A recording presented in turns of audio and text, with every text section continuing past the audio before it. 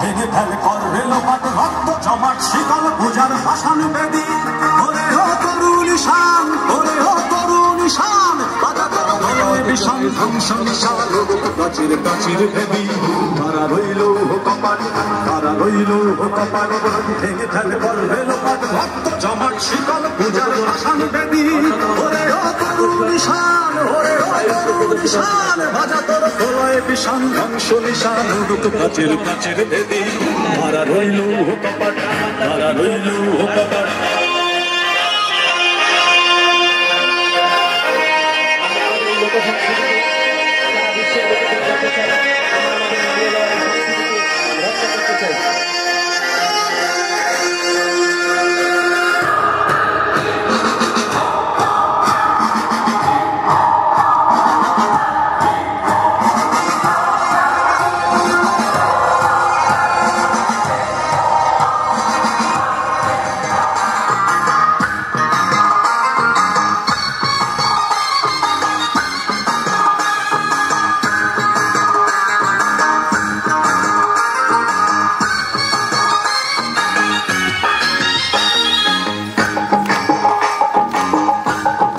প্রদর্শিত হচ্ছে প্রাচীন বাংলার ঐতিহ্য, আমাদের সাহিত্যের গর্ব, আমাদের সাহিত্যের এক অনবদ্য অংশ, আমাদের সাহিত্যের এক অবিচ্ছেদ্য অংশ, পুঁথি সাহিত্য যা আমাদের ঐতিহ্যকে ধারণ করে, আমাদের সংস্কৃতিকে লালন করে। রাজির পর রাজি কালুর গান পুঁথি সাহিত্যের মাধ্যমে প্রদর্শিত হবে। এই বাংলা আমার প্রিয়তা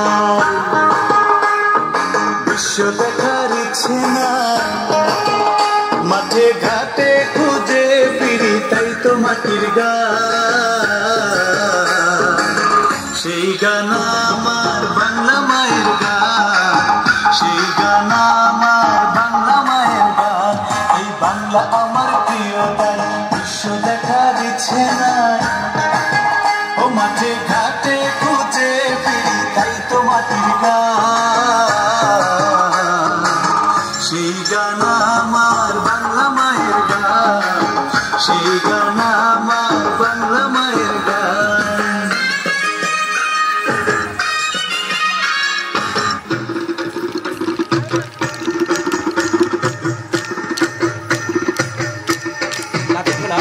গ্রামীণ বাংলার ঐতিহ্য, সংস্কৃতির এক অবিচ্ছেদ্য অংশ। সবাই করতালি দেয়, অত্যন্ত সুন্দর হচ্ছে।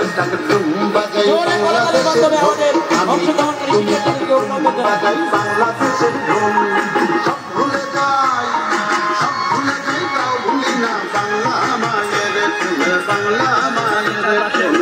সকলের জন্য বাজাই বাংলাদেশের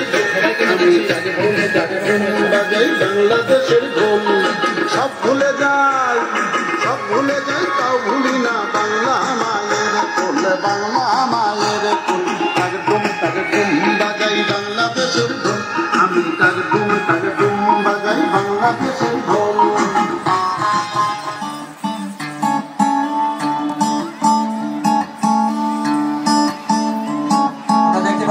বায়োস্কোপ প্রদর্শনের জন্য প্রস্তুত হচ্ছে। তোমার বাড়ি রঙের মেলায় দেখেছিলাম আমাদের পূর্বপুরুষদের ঐতিহ্য, আমাদের ছোটবেলার ঐতিহ্য বায়োস্কোপ মেলায় প্রদর্শিত হচ্ছে। জোরে করতালি সবাই, অসম্ভব ভাইয়ের দিকে পুকুর ঘাট আমরা করতালি ভাবনায় আমাদের অংশগ্রহণকারী শিক্ষার্থীবৃন্দকে অভিনন্দন জানাই। তোমার বাড়ির রঙের মেলায় দেখেছিলাম বায়োস্কোপের নেশায় ছাড়ে না তোমার চাচার বাড়ি বাইয়ের দিকে পুকুর ঘাট সেই ভাবনায় বয়স আমার পারে না সেই ভাবনায় বয়স পারে না মন তুই পলারে আরে জঙ্গল গিরিল বনের বাঘে মন তুই পলারে আরে জঙ্গল গিরিল গাজির বাঘে এই যে আল্লাহ আমিন বলো মমিনা ভাই সাকর আল্লাহ জিরে না মিছা দুনিয়ায় এমন দিন কি আছে বাংলায় আর না আসিবে 12 নিশান দলের বাজান জোয়ার মিলিবে মন তুই পলারে আরে জঙ্গল গিরিল বনের বাঘে এই যে গাজীর বাপের নাম বাচ্চা সেকান্দর 14 বছর লড়াই করছে জঙ্গলের ভিতর পাতালে করিল বিয়া ও যুবা সুন্দরী সেই ঘরেতে জন্ম হইল প্রিয় জিন্দা গাজী অন্ত কয় কথা কালু প্রাণের ভাই বাছাই ছাড়িয়া দেরে ফকিরে হইয়া যায় মন তুই পলারে হারে জঙ্গল গিরিল বনের বাঘে মন তুই পলারে হারে জঙ্গল গিরিল গাজীর বাঘে। জোরে করতালি দেই আমাদের হারিয়ে যাওয়া ঐতিহ্য ইতিমধ্যে অত্যন্ত চমৎকার ভাবে উপস্থাপিত হলো। ধন্যবাদ জানাচ্ছি অংশগ্রহণকারী সকলকে। আমরা দেখতে পাচ্ছি ইতিমধ্যে আমাদের হারিয়ে যাওয়া ঐতিহ্য, আমাদের লোকজ সংস্কৃতি খুব সুন্দর, চমৎকার, আকর্ষণীয় এবং নান্দনিকভাবে আমাদের মাঝে তুলে ধরেছে কালেক্টর স্কুল অ্যান্ড কলেজ গাজীপুরের শিক্ষার্থীবৃন্দ।